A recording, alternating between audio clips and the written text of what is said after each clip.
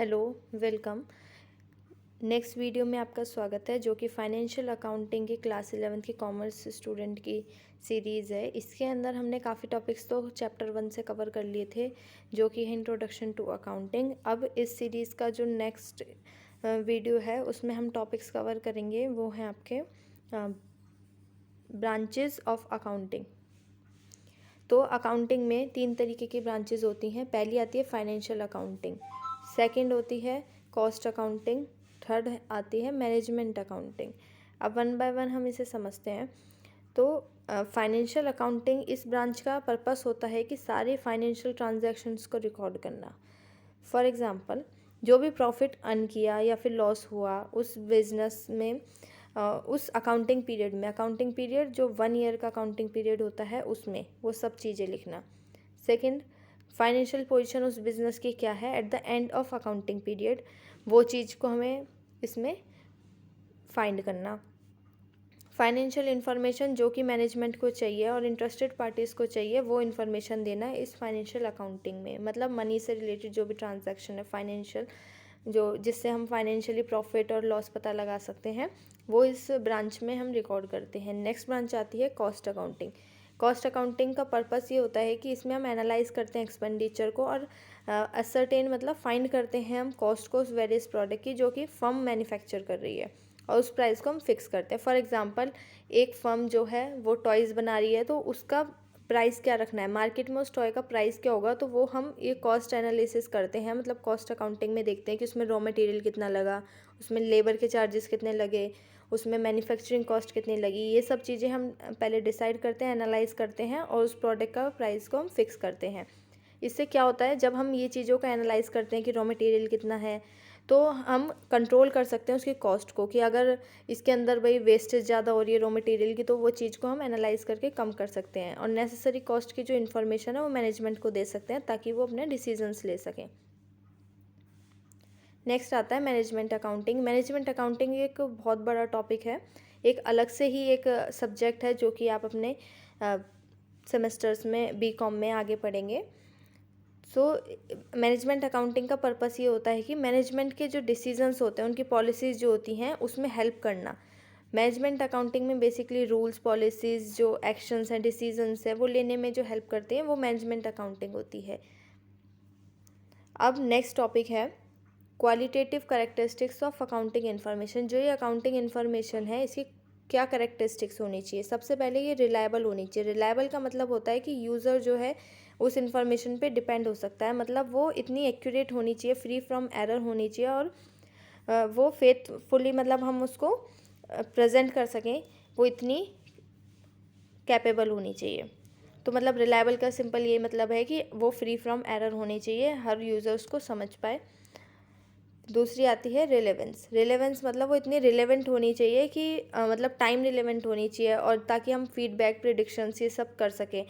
For example, अगर वो 2 years पुरानी इन्फॉर्मेशन है तो वो हमारे किसी काम की नहीं है, बट वो लेटेस्ट 6 मंथ्स की है तो हमारे वो काम की है। मतलब वो रिलेवेंट इन्फॉर्मेशन होनी चाहिए। ये नहीं आप बहुत पुराना डाटा लेके आ रहे हैं तो उसका हमें कोई यूज़ नहीं है बिज़नेस में, पर 6 मंथ का है जिससे हम एनालाइज कर सकते हैं कि उस 6 मंथ में हमने क्या किया और आगे क्या इंप्रूवमेंट की ज़रूरत है। तो वो चीज़ें, क्योंकि टाइम के साथ साथ जो होती है वो चीज़ें चेंज होती हैं, जैसे कि उस टाइम पे कुछ और कॉस्ट होगी या उस टाइम पे और कुछ चैलेंजेस होंगे और अब इस टाइम पे कुछ और है। ये हमें हेल्प करती है जब ये इन्फॉर्मेशन हमारी रिलेवेंट होती है, तो ये हमें हेल्प करती है कि हम एनालाइज कर सके फ्यूचर के, पास्ट के अपने इवेंट्स को। ये पास्ट के किए हम प्रेजेंट के इवेंट्स को देख सकते हैं और फ्यूचर के हम उस तरीके से प्रेडिक्ट कर सकते हैं, और जो है अब पास्ट में जो गलतियाँ हुई हैं उसको एवेलुएट कर सकते हैं। थर्ड करेक्टरिस्टिक्स है उसकी कि वो अंडरस्टैंडेबिलिटी होनी चाहिए उसमें, मतलब वो हम उसको समझ सकें, डिसीजन मेकर्स जो हैं उसको इंटरप्रिटेट कर सकें उस इन्फॉर्मेशन को, और वो अच्छे से मतलब कन्वे कर रही हो मैसेज। जिस चीज़ के लिए हमने अकाउंटिंग इन्फॉर्मेशन बनाई, समझिए कि आपने अकाउंटिंग ट्रांजैक्शंस रिकॉर्ड कर ली, बट आप जब उस बुक को कर रहे हैं कुछ टाइम बाद तो आपको वो समझ नहीं आ रही, तो वो आपके अंडरस्टैंडेबल नहीं है वो, मतलब उसको आपने अच्छे से नहीं प्रिपेयर करा। अगर उसको आप अच्छे से प्रिपेयर करेंगे, उसको एकदम अपने ओपन किया, बिल्कुल सब क्लियर कि लास्ट 6 मंथ में या लास्ट 2 मंथ्स में क्या क्या हुआ था, वो सब चीज़ें आपको उस अकाउंटिंग बुक्स में दिख जाएगी। फिर आती है कंपैरेटिबिलिटी। कंपैरेटिबिलिटी होता है कि मतलब हम कंपेयर कर सकें, फाइनेंशियल इन्फॉर्मेशन ऐसी होनी चाहिए, ये नहीं कि कुछ अलग से डाटा बना दिया, पहले कुछ और था, तो इसको हमें सेम बनाना है ताकि हम उसको पास्ट वाले से कंपेयर कर सकें।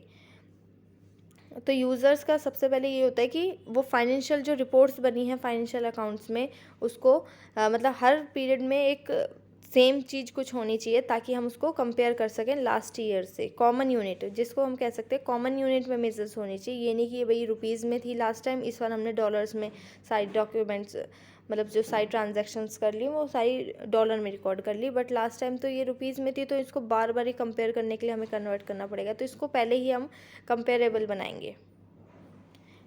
अब नेक्स्ट टॉपिक है हमारा ऑब्जेक्टिव ऑफ अकाउंटिंग। ऑब्जेक्टिव क्या है अकाउंटिंग है, हम अकाउंटिंग क्यों करते हैं, इसका क्या पर्पस है। तो सबसे पहला आता है कि maintenance of records of business transactions. सबसे पहला तो यही पर्पस है कि हम बिज़नेस की जो ट्रांजैक्शन है उनको रिकॉर्ड कर सकें।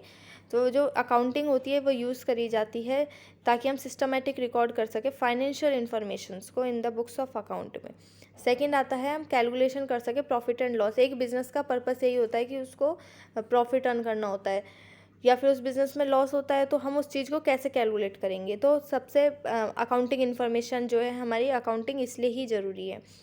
तो जो ऑनर है बिज़नेस का वो एक आइडिया रखता है कि उसको नेट रिज़ल्ट क्या होगा, उसका मतलब कि उसको प्रॉफिट होगा लॉस होगा। फॉर एग्जांपल उस पीरियड जो 1 ईयर है उसमें उसका जो रेवेन्यू है, उसके पास जो पैसा आया वो 6 लाख रुपीज़ आया, पर उसके एक्सपेंसेस जो थे वो 5,40,000 थे।